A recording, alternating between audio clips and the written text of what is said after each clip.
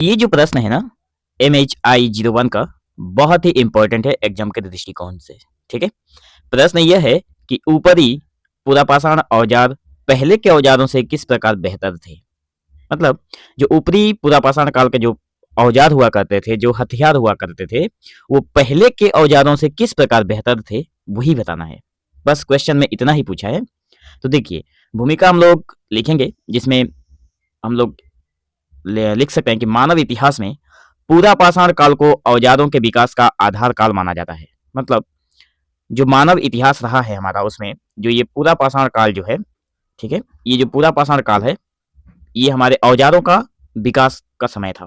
ठीक है, इस काल को 3 भागों में विभाजित किया गया। जैसे पूरा पाषाण काल को 3 भागों में विभाजित किया गया, एक निम्न रखा गया, एक मध्य रखा गया और एक ऊपरी पूरा पाषाण काल इसका नाम रखा गया। ठीक है, तो निम्न जो था वो सबसे पहले था, उसके बाद आया मध्य, उसके बाद था ऊपरी पूरा पाषाण। ठीक है, अगर मतलब इतिहास को अगर आप लोग खोल कर देखेंगे, पढ़ेंगे तो सारी चीजें आप लोगों को क्लियर समझ में आ जाएंगी। लेकिन ये 3 स्टेज थे जहां पर जो पेलियोलिथिक एरा है, जिसे हम लोग पूरा पाषाण काल कहते हैं, ठीक है, तो ये 3 भागों में विभाजित हुआ। जैसे जैसे जैसे मानव का अनुभव, बुद्धि और आवश्यकता बढ़ती गई, वैसे वैसे उसके औजार भी अधिक विकसित और उपयोगी होते चले गए। मतलब पहले के आदिम जमाने से लेकर धीरे धीरे जब लोगों का विकास हुआ, लोगों की बुद्धि का विकास हुआ, लोगों के अनुभव जब हुए सारी चीजों के बारे में, वैसे वैसे औजारों का भी विकास हुआ। ठीक है, जिस तरह से मानवीय या फिर मानव की जो मस्तिष्क की जो बुद्धि थी वो बढ़ी, वैसे वैसे हथियारों के जो साइज थे, हथियारों के जो बनाने की जो कला थी, वो भी विकसित होती गई। तो ऊपरी पूरापाषाण काल के औजार निम्न और मध्य पूरापाषाण काल के औजारों की तुलना में तकनीक, उपयोगिता और विविधता तीनों दृष्टियों से कहीं अधिक उन्नत थे। मतलब जो 3 भाग थे, निम्न वर्ग में बांटा गया, या फिर निम्न समय का, पहले वाले समय को निम्न कहा जाता था। ठीक है, तो निम्न का मतलब यहाँ पे अगर हम लोग इंग्लिश में बोलें तो यहाँ पे नियोलिथिक जो एक एरा हुआ करता था, उसके बाद आया मिडिल एरा एक था, और बाद में आया पेलियोलिथिक एरा। ठीक है, तो ये जो समय था तीनों का, इसमें से लास्ट वाला जो है, जिसे पूरा पाषाण कहते हैं, मतलब पेलियोलिथिक एरा वाला, ये जो इस समय जो औजार बनाए गए, जो हथियार बनाए गए, उसकी तुलना में, मतलब बाकी अगर 2 युगों के हथियारों के साथ अगर की जाए तो बेहतर थे अंतिम वाला, क्योंकि यहाँ पर मानव का जो बुद्धि था वो विकास की पूरी चरम सीमा पर था। तो लोगों ने अपने नए नए तकनीक से नए नए औजारों को बनाया था, जिसमें उपयोगिता और विविधता भी देखने को मिल रही थी, और बहुत सारे ऐसे जगह थे जहाँ पे उस हथियार को यूज किया जा सकता था।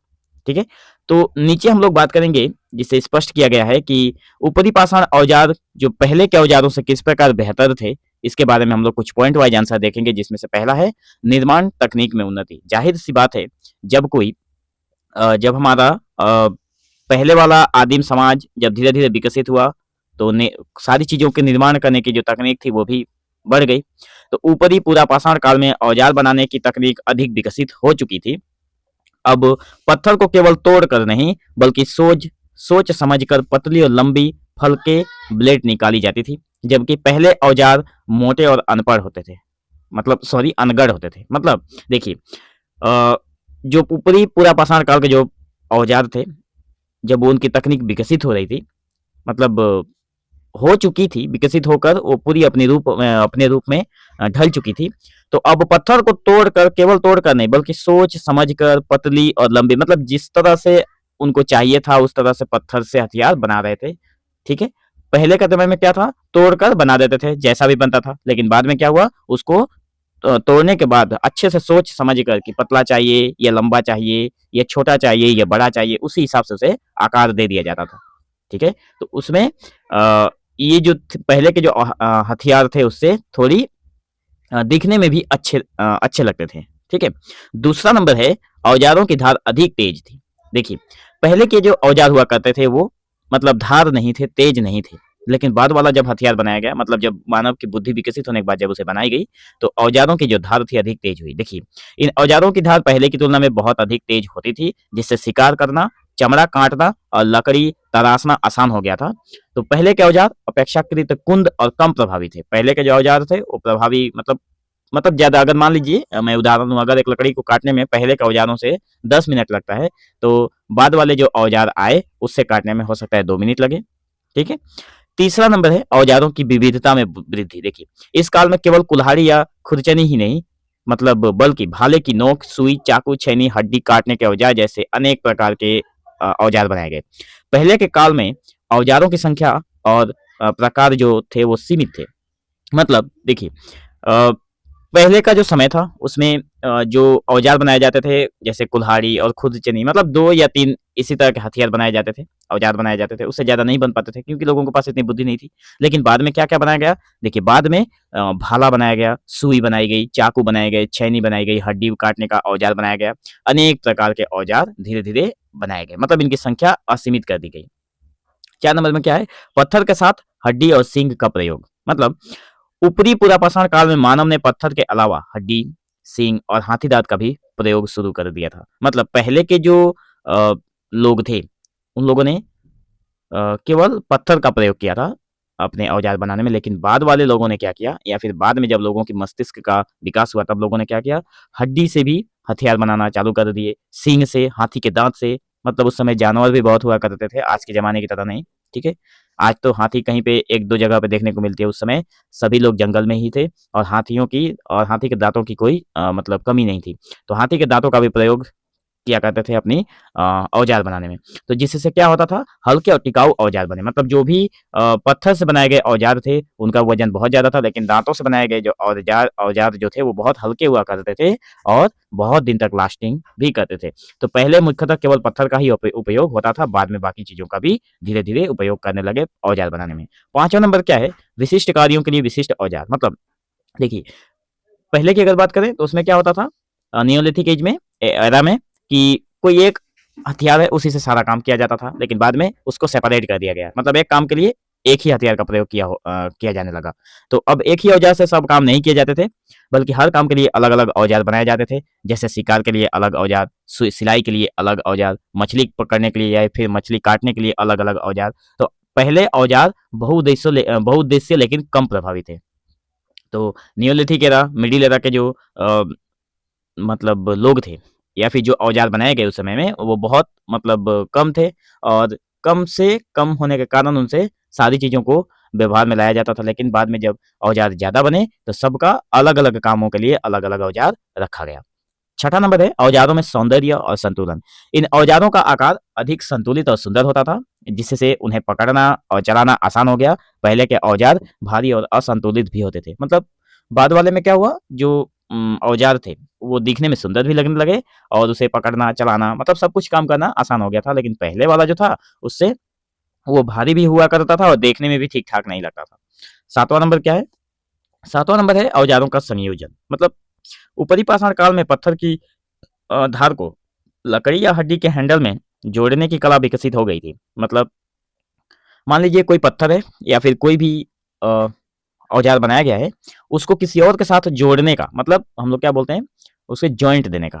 ठीक है, जॉइंट देने का काम चालू हो गया था। मान लीजिए कोई पत्थर है, ठीक है, अब इस पत्थर को और एक लकड़ी के सहारे या फिर किसी भी मजबूत चीजों के साथ उसको जोड़कर उसको और मजबूती देने का काम जो था वो ऊपरी पाषाण काल में ही चालू हो गया था।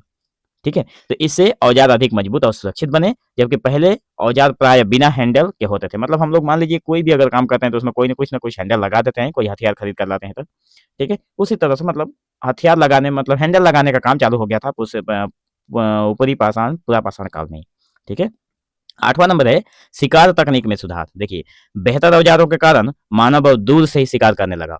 भालों और नुकीले औजारों से बड़े जानवरों का शिकार संभव हुआ, जो पहले कठिन था। मतलब देखिए, क्या होता था, जब पहले के जो औजार थे वो छोटे-छोटे थे, भारी भी हुआ करते थे और उनमें कोई हैंडल जैसा कुछ लगा नहीं होता था। लेकिन बाद में जब ये सारी चीज़ें विकसित हो गई, तो अब मानव क्या करता था, दूर से ही शिकार को कर पाना उसके लिए संभव हो गया। और भाले और नुकीली चीज़ों से, अब भाला को आप कहीं दूर से भी फेंक कर किसी जानवर की जानवर को मारा जा सकता था। ठीक है? तो भाले और नुकीले औजारों से बड़े जानवरों का शिकार संभव हो गया था, जो पहले बहुत कठिन था नियोलिथिक एरा में और मिडिल एरा में। ठीक है? 9 नंबर का है जीवन स्तर में सुधार।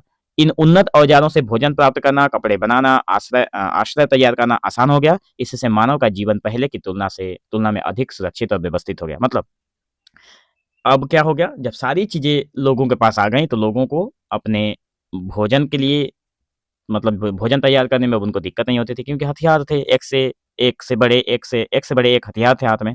कपड़े बनाने लगे, आश्रय अपने मतलब घर मतलब आश्रय के लिए मतलब रहने के लिए कुछ भी आश्रय बनाना, घर बनाना उनके लिए आसान हो गया।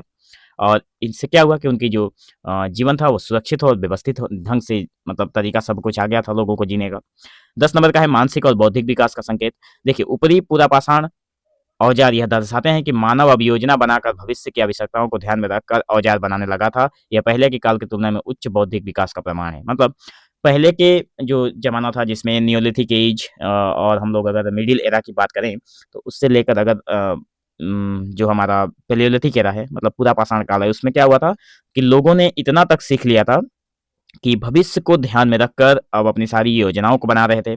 भविष्य को ध्यान में रखकर सारी चीज़ों को उपयोग कर रहे थे, ठीक है? जो कि पहले के जो भी हथियार बनाए गए थे, जो भी काम किए गए थे, उनके तुलना में ये देखा गया था कि मानव की अब बुद्धि को मतलब उच्च बौद्धिक विकास हो गया था। मतलब मानव अब सर्वोच्चम बुद्धि विकास की अवस्था में पहुँच गया था, अपने जब भविष्य के बारे में चिंता करने लगा था, ठीक है? तो निष्कर्ष के तौर पर हम लोग यही बोलेंगे कि इस प्रकार स्पष्ट है कि ऊपरी पूरा पाषाण काल का औजार पहले के औजारों से हर दृष्टि से बेहतर थे, चाहे वो तकनीक हो, उपयोगिता हो या फिर विविधता। इन औजारों ने मानव जीवन को अधिक सुरक्षित, सुविधाजनक और उन्नत बनाया तथा आगे चलकर कृषि और सभ्यता के विकास का मार्ग प्रशस्त किया। मतलब ऊपरी पाषाण काल का जो औजार थे, जो भी उसमें बुद्धि तकनीकी मतलब मानविक जो भी बुद्धियाँ विकसित हुई थी, ठीक है? उन सभी चीज़ों को मिलाकर आगे मतलब हमारे कृषि कार्य के लिए और हमारी सभ्यता को विकास की राह पर लाने में ऊपरी पाषाण काल का बहुत बड़ा हाथ रहा है, ठीक है? तो आज की इस वीडियो में बस इतना ही। मिलेंगे हम लोग एक नए वीडियो में। लेकिन आप लोग प्लेलिस्ट को ज़रूर फ़ॉलो करिए जो कि डिस्क्रिप्शन में दिया गया है। प्लेलिस्ट अगर देखते हैं तो सारी चीज़ें आप लोगों को सीरियल वाइज़ क्लियर हो जाएँगी। बहुत सारा वीडियो अपलोडेड है, आप लोग ज़रूर एक बार चेक करिएगा। आप लोगों के एग्ज़ाम आराम से क्लियर हो जाएँगे। तो मिलेंगे हम लोग एक नए वीडियो में, तब तक के लिए धन्यवाद।